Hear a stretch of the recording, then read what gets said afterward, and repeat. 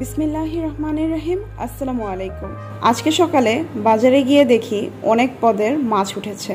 এর মধ্যে শোল মাছটা দেখতে অনেক টাটকা লাগছিল, তাই শোল মাছ নিয়ে নিলাম। সাথে আমার ছোট বোন ছিল, বলছিল লাউ দিয়ে নাকি শোল মাছ খাবে, তাই একটা লাউ নিয়ে নিলাম। তাই আজকে আমাদের বাসায় রান্না হচ্ছে শোল মাছ দিয়ে লাউয়ের ঝোল, আর আপনাদের সাথে সেই রেসিপিটাই শেয়ার করব। কড়াইয়ে তেল দিয়ে 1 কাপ পেঁয়াজ নরম হওয়া পর্যন্ত ভেজে নেব।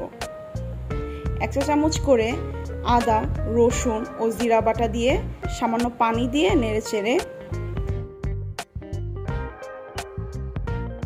1/2 চা চামচ হলুদ ও মরিচের গুঁড়া দিয়ে দেব ও 1 চা চামচ ধনিয়া গুঁড়া দিয়ে দেব। স্বাদ অনুযায়ী লবণ দিয়ে দেব। লাউ সাদা ও নরম জাতীয় তরকারি, তাই এই টাইপের তরকারিগুলোতে হলুদ ও মরিচের পরিমাণ খুবই অল্প রাখতে হয়। মশলা কষানো হয়ে গিয়েছে, এবার শোল মাছগুলো দিয়ে দেব। মাছগুলো দিয়ে এবার পানি দিয়ে ঢাকনা দিয়ে ঢেকে দেব মাছটা কষানো হওয়ার আগ পর্যন্ত। এতে প্রায় 7 থেকে 10 মিনিট সময় লেগেছে।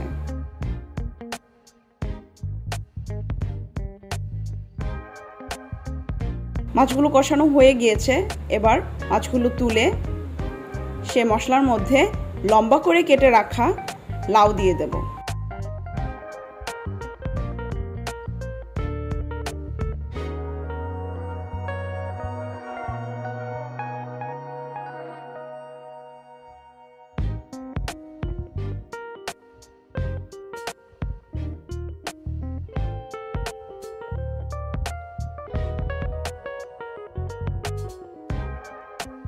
এক কাপ পানি দিয়ে ঢাকনা দিয়ে ঢেকে দেবো 5 থেকে 7 মিনিটের জন্য।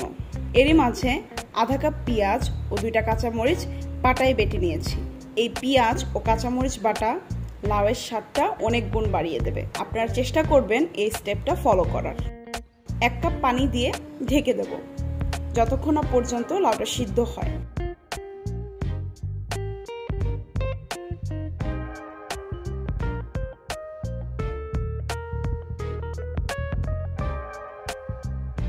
লাউ সিদ্ধ হতে খুব বেশি সময় লাগে না, খেয়াল রাখবেন লাউ যেন অতিরিক্ত নরম না হয়ে যায়। এবার পেঁয়াজ পাতা, কাঁচামরিচ ও ধনিয়া পাতা দিয়ে দেব।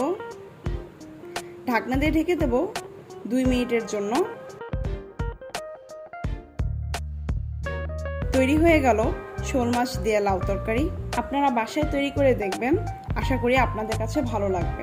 আপনারা যদি আমার চ্যানেলে নতুন হয়ে থাকেন, প্লিজ আমার চ্যানেলটাকে সাবস্ক্রাইব করবেন। সবাই ভালো থাকবেন, সুস্থ থাকবেন। আল্লাহ হাফেজ।